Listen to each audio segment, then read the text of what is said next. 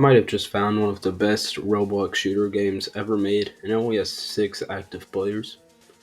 This game is called Siphon by Decode Unicode, and it has a description of very unfinished parkour shooting game, which honestly might be one of the best ways that you could possibly describe this game. There is a lot about this game to cover, and I'm too lazy to get more than 10 minutes of footage, so I'm going to try and make this short, hopefully around 6 to 7 minute video. And the first thing about this game that I'm going to be talking about is its movement. It is just absolutely amazing, okay? As far as like almost any other Roblox shooter goes, they have no competition against this movement. There aren't really that many controls, so you probably wouldn't think that the movement can be that complex, but there really doesn't have to be that many controls, just with how fluid these movements will be able to go together. So the first thing that you want to know about your movement is thrust, because this stuff is pretty much just your lifeline, and it allows you to do almost everything that I'll be talking about. Your thrust is a small meter on the left of your screen, around where your crosshair is, and this will go down whenever you are in the air using anything that uses it, of course. It goes down fast, so you do have to be careful with how you use it. And probably the last thing that I would want to tell you about it is that whenever you hit the ground or whenever you try and wall run, it will instantly go back up completely to max. And that perfectly transitions into the next thing, which is wall running. And wall running doesn't really feel extremely helpful in this game, except for the fact that you can get your thrust back from it. So there's not really too much to say about it. You don't go very fast, and it leaves you very vulnerable to being attacked. So I generally recommend not doing it unless you need the thrust. Now finally, I will be able to talk about the first thing that uses thrust, which is, I imagine it would be a jetpack. I've not really looked too much at the characters to verify it, but that's just what I imagine to be. And pretty much just hold down space, or I don't know if it's on console, so I'm not going to give any controls for it. Just hold down space, you'll go up, and that's kind of just all that it is. And then if you're in the air and you hold down C, you will hover in place. This will also use your thrust, and I think it uses it at the exact same speed as everything else. And lastly, it's very similar to like Ultra Kill, with whenever you press the left shift, it'll just do like a little dash forward, which it's pretty helpful if like you're trying to avoid attacks while you're reloading your weapon, but other than that, it's not the most helpful thing ever. So that's really all that there is to talk about movement. So the next thing that I'll be talking about is map design, and the maps in this game are very weird. It's kind of just a lot of floating walls put together, but it honestly complements the movement really well. It makes really good battlefields for just like peeking people flying over the walls to attack.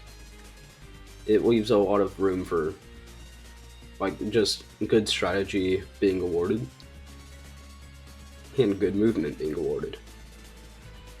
There's also the fact that you can fall to your death, not like fall damage, but you can fall out of the map, which makes the maps feel really brutal at first whenever your movement's not down, but after only like 10 to 15 minutes, your movement will be good enough that you can avoid these deaths most of the time.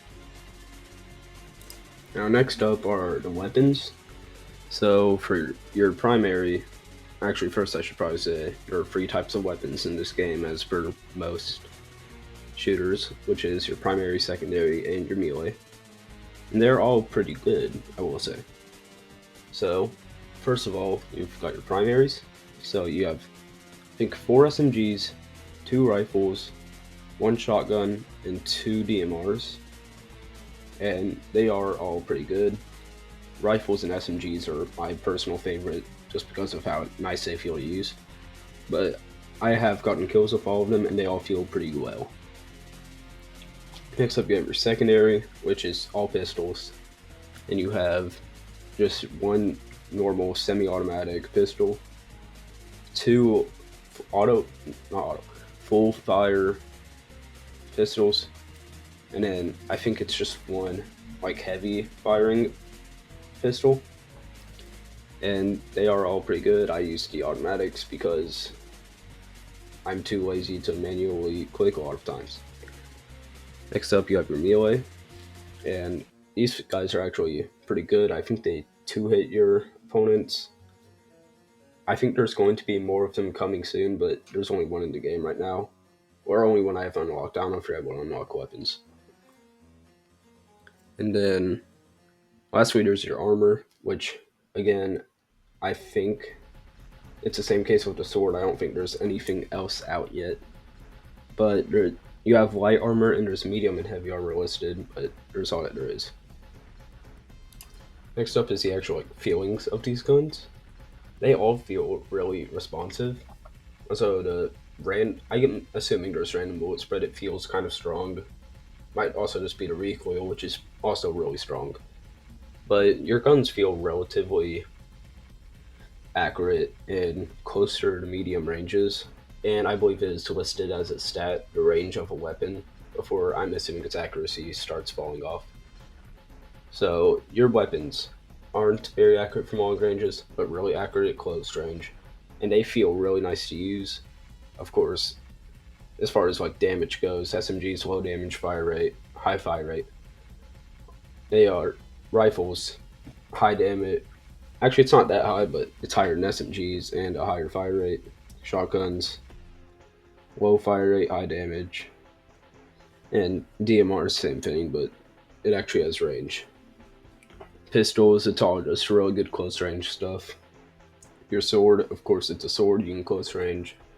Also, I think you're also able to parry bullets. I've never tried it, but it says in the description that you can.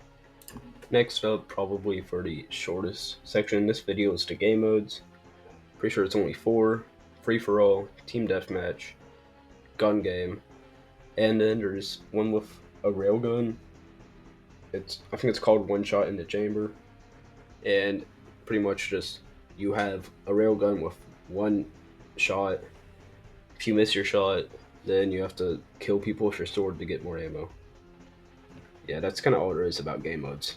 But free-for-all is the most popular, followed by gun game, and then team deathmatch, and then the one shot in the chamber.